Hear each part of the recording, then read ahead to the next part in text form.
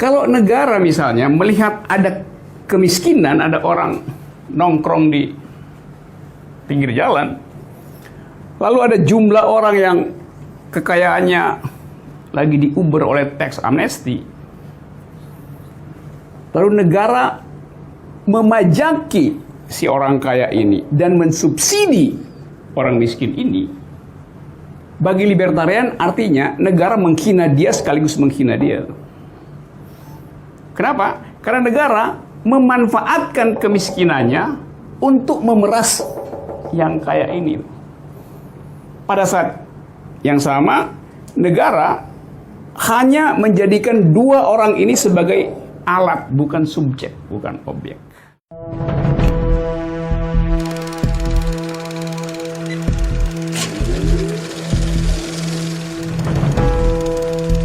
Scene 1, Apple, take 2. Jadi kita boleh sebut bahwa utilitarianisme mengandalkan jumlah keadilan, bukan kualitas keadilan, tapi jumlah keadilan itu. Gugus teori yang kedua yang mendominasi pembuatan kebijakan publik dikenal di dalam konsep libertarianism. Tadi pada utilitarianisme, keadilan itu dihitung berdasarkan jumlah kebahagiaan terbanyak yang bisa dinikmati oleh suatu masyarakat. Pada libertarianisme, keadilan itu tidak dihitung atau tidak diandalkan pada konsep jumlah kebahagiaan terbanyak, tetapi pada hak setiap individu untuk menghasilkan kebahagiaan bagi dirinya sendiri. Kalau ini produk nasional, kalau ini ada dua jenis masyarakat. Ini masyarakat yang kaya, ini masyarakat yang miskin. Maka negara disebut adil bila jumlah produk itu menghasilkan kebahagiaan pada kelompok yang paling besar. Mungkin nggak 100%, tapi 80%. Jadi jumlah ini harus fit and proper dengan bagian masyarakat terbesar. Yang ini boleh dibagi ke ini.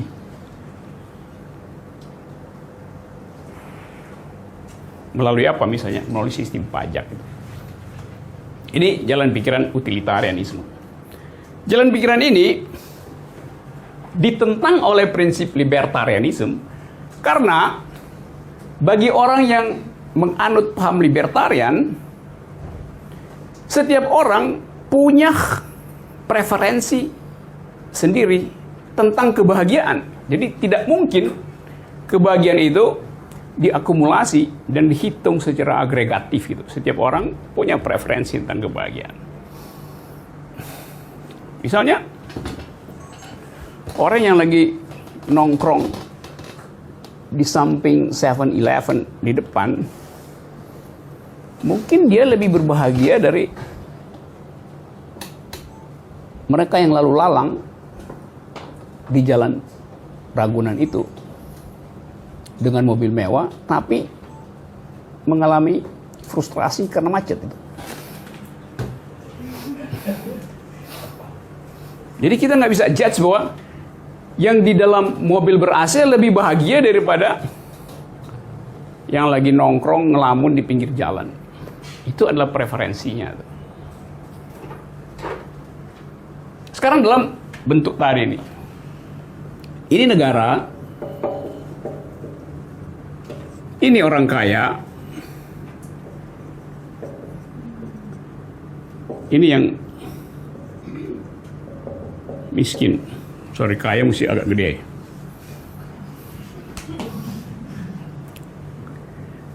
Kalau negara misalnya melihat ada kemiskinan, ada orang nongkrong di pinggir jalan, lalu ada jumlah orang yang kekayaannya lagi diuber oleh tax amnesty,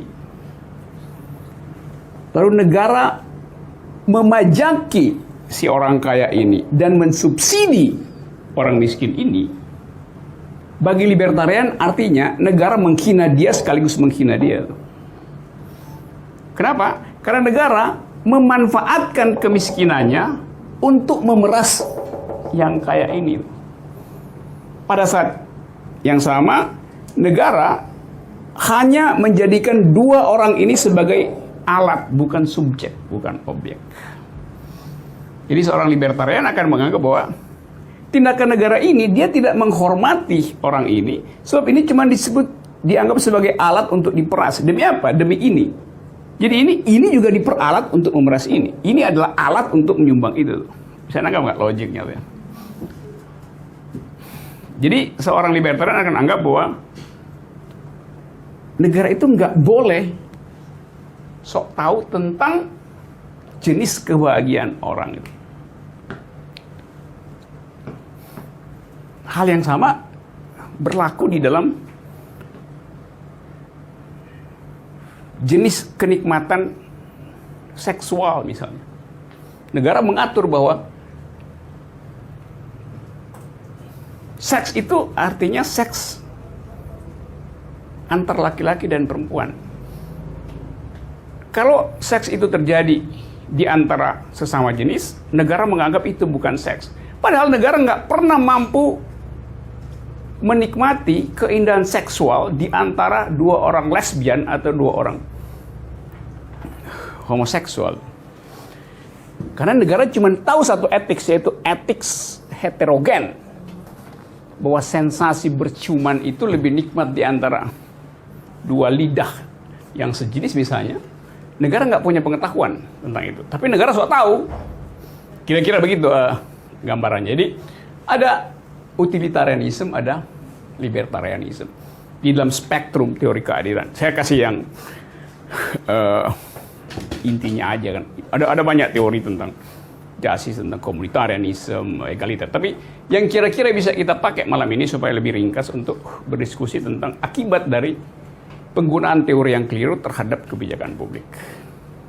Sekedar untuk name dropping supaya kita sedikit punya sense sejarah. Ini biasa disebut sebagai gugus teori yang dihasilkan oleh para pengikut Jeremy Bentham.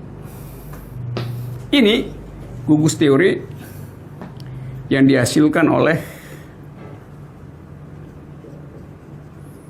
cara berpikir Immanuel Kant. Nanti saya terangin sedikit ya. Dalam prinsip Immanuel Kant, manusia itu adalah subjek yang utuh. Jadi dia harus dihormati, kita harus respect dia, termasuk kalau dia memilih untuk miskin, termasuk kalau dia memilih untuk dianggap outlaw itu. Karena kita hormati. Jadi kita nggak boleh taruh moral kita pada orang lain.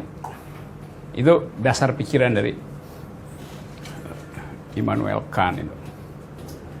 Jeremy Bentham ini orang yang konsisten di dalam teori dia menganggap bahwa setiap manusia harus menghasilkan utility bagi orang lain. Dan karena itu waktu Jeremy Bentham wafat, dia bikin legasi, surat warisan bahwa tubuhnya itu harus berguna bagi semua orang. Karena itu tubuhnya dia serahkan untuk dibongkar, diambil mana yang masih bagus, supaya ada utility bagi orang lain. Jadi isi organ-organ utamanya dikeluarin, lalu tubuhnya itu diawetkan dan dipajang. Kalau Anda ke Inggris,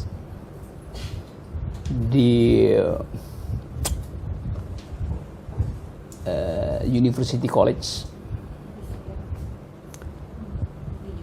ya itu saya nggak tahu sekarang masih ada di situ.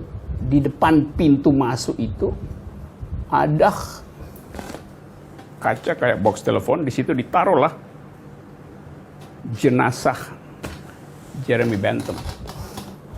Jadi dari tahun udah 200 tahun ditaruh di situ.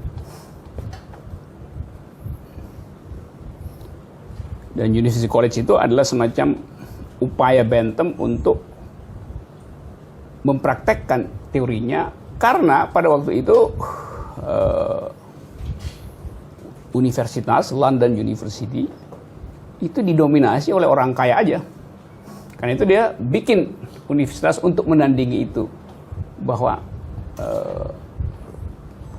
kaum yang tersingkir harus punya akses pada sekolah. Jadi Anda lihat pada waktu itu dia sangat revolusioner. Sekarang kita kasih kritik bahwa dia tidak, walaupun kritik ini anakronis, tapi para follower dari Bentham masih mempergunakan konsep itu, padahal konsep itu cacat di dalam soal apresiasi terhadap perbedaan konsumsi fisik maupun psikis dari masyarakat tadi. Orientasi seksual, jenis kebahagiaan, macam-macam itu. Oke ya, saya dapat 2 poin. Jadi kita bisa katakan bahwa feminisme adalah reaksi teoritis terhadap mainstream theory of justice. Nah, saya mesti terangkan lebih dahulu supaya kita nggak salah membayangkan bahwa seringkali juga istilah gender dan istilah feminisme itu tidak kompatibel. Kalau kita bilang gender equality, bisa itu terjadi karena praktek utilitarian. Jadi yang didistribusikan adalah kebutuhan sosial manusia, sehingga udah ada gender equality, tetapi tidak ada pemutusan hubungan ideologis dengan patriarkisme. Jadi patriarkisme masih bisa bekerja di dalam fasilitas gender equality karena ada kesalahan perspektif. Di dalam gender equality orang ingin menyetarakan hak melalui kebijakan. Pada feminisme kritiknya bukan sekedar kesetaraan hak, tetapi perubahan logik di dalam policy. Jadi feminisme lebih tajam sebetulnya, karena dia ingin agar supaya seluruh jenis patriarki berakhir. Karena itu dalil filosofinya lebih radikal dibandingkan gender equality itu. Nah, kita di Indonesia misalnya masih pada tahap gender equality itu. Sementara di luar sana teorisasi tentang keadilan sudah masuk sampai pada psikologi bahasa itu. Feminisme akan menganggap bahwa cara kita menerangkan seperti ini itu udah cara patriarkis, karena bahasa yang dipakai adalah bahasa patriarkis gitu. Logik, structure, sistematis. Sehingga bagi feminis, ya sebetulnya hasil maksimalnya adalah kesetaraan gender, bukan perubahan struktur patriarki. Jadi patriarki masih bisa bersembunyi di dalam gender equality.